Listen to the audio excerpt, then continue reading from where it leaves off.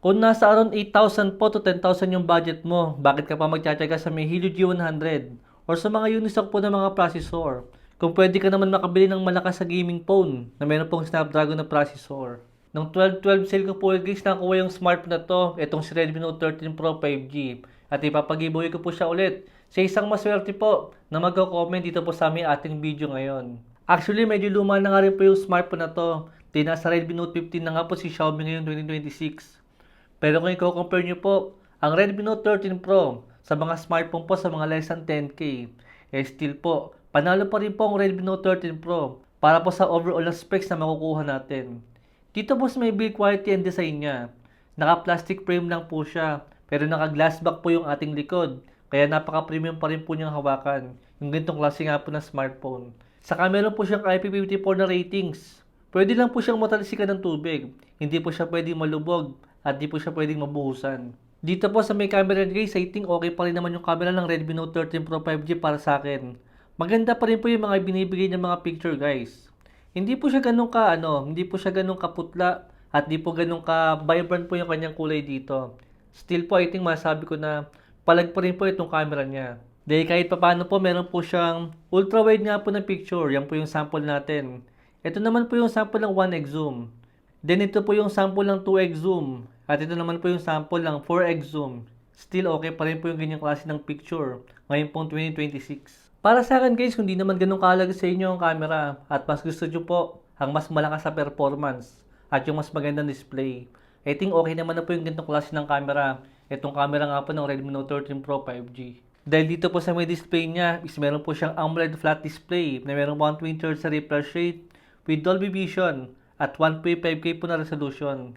Still lamang pa rin po yung display ng Redmi Note 13 Pro 5G compare po sa maraming mga bagong smartphone pa na lumalabas nga po ngayon 2026. Snapdragon 7S Gen 2 nga po guys yung kanyang processor at mukhang kaya naman po niyang Legend of Ymir. Huwag yun lang pong isasagad yung graphics niya para hindi po siya magingit ng sobra. Dapat guys, ganito na po yung mga processor na binibigay nila sa atin ngayong taon. Hindi po yung puro mga naka G100 at puro po mga naka-Unisoc na mga processor. Yung iba po guys, naka Snapdragon nga. Kaso Snapdragon 685 naman po yung binibigay sila sa atin na mas mahina pa compare po sa may G100. Mukhang wala na po talagang pag-asa yung mga smartphone po na merong kulang 10K po ng mga SRP.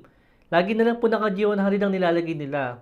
Habang yung mga smartphone po sa higit 10K to 15K nga po guys sa 20K na presyo, paganda po ng paganda yung mga specs. Syempre hindi kasama sila Oppo, hindi kasama si Vivo, hindi kasama si Realme. Saka po yung mga bagong smartphone po ni Xiaomi. Ito yung napakamamahal nila.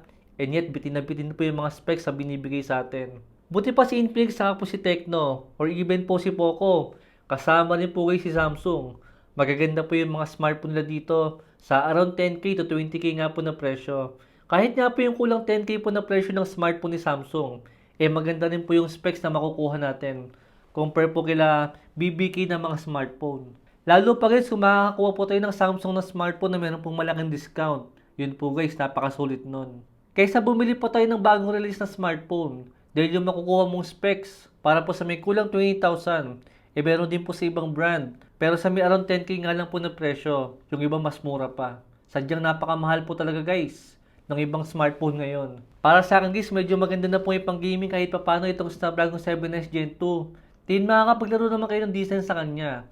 Tulad po nitong Bleach, may tataas nyo po yung graphics niya at maganda pa rin po yung performance na makukuha natin. Tapos hindi rin po siya medyo malakas mag-init. Dito po sa may games na yan.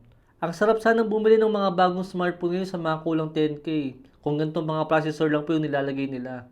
Dahil isipin nyo guys, kaya naman po nila magbenta ng less than 10K po na meron ganitong kagandang specs. Ang kaso, sa mga luma lang po natin makukuha yan. Pero pagka mga bagong labas, sobrang mahal po ng mga presyo. Kaya kung murang gaming phone lang po yung hanap natin sa mga kulang 10K po na presyo, dalawa lang po yung option natin kung saan natin makukuha yan. It's either po sa mga China ROM na mga smartphone, o kaya guys, sa mga lumang smartphone po na merong at least po 1 year na nung nilabas sila, or at least 2 years. Doon po guys, napakaganda po ng mga specs na makukuha natin. Tapos napakamura po ng presyo. Ito pong si Redmi Note 13 Pro 5G, ang isang pruweba dyan. Actually, last 2 years ago na nga po nilabas ang Redmi Note 13 Pro. Pero hanggang ngayon maganda pa rin nga po yung kanyang specs compare po sa mga bagong labas. Makakapaglaro pa rin kayo dito guys ang Whirlwind Smith. Kaso asahan nyo na po na medyo malakas siya mag-init. Lalo kung itataas nyo nga po yung graphics niya. Dahil 30 minutes lang po yung gaming namin sa kanya, umabot po siya agad ng 44 degrees Celsius. Pero at least nga po kahit paano is playable pa rin po siya dito sa may Snapdragon 7S Gen 2. Dahil sa ibang MediaTek po ng mga processor, medyo hirap po ang Whirlwind Smith pagka po ganitong kalakas lang po yung processor natin. Dahil still guys, mas maganda pa rin po ang optimization ng Snapdragon compare po sa may MediaTek. I hope talaga guys na pagpahingahin na po nila yung Snapdragon 685 po sa mga budget phone po ng mga smartphone sa mga kulang 10K. Okay lang naman ako guys sa Snapdragon 685 pero kung sa mga kulang 5K lang po natin makukuha yan. Pero sa kulang 10K, masyado na pong mahal yan. Alam nyo guys, napakatagal na po ng Snapdragon 685. Panahon pa po ni Duterte, meron na pong Snapdragon 685 sa mga kulang 10K po ng mga smartphone. Ngayon guys, patapos na po yung termino na BBM. Pero Snapdragon 685 pa rin po yung mga nakukuha natin sa mga kulang 10K po ng mga smartphone ngayon.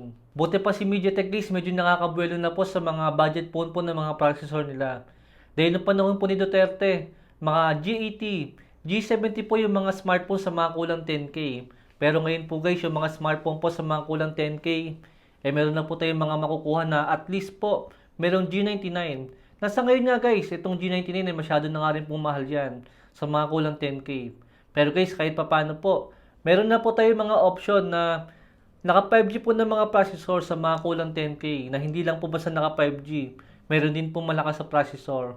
Best example po dyan guys, ang POVA Curve 5G.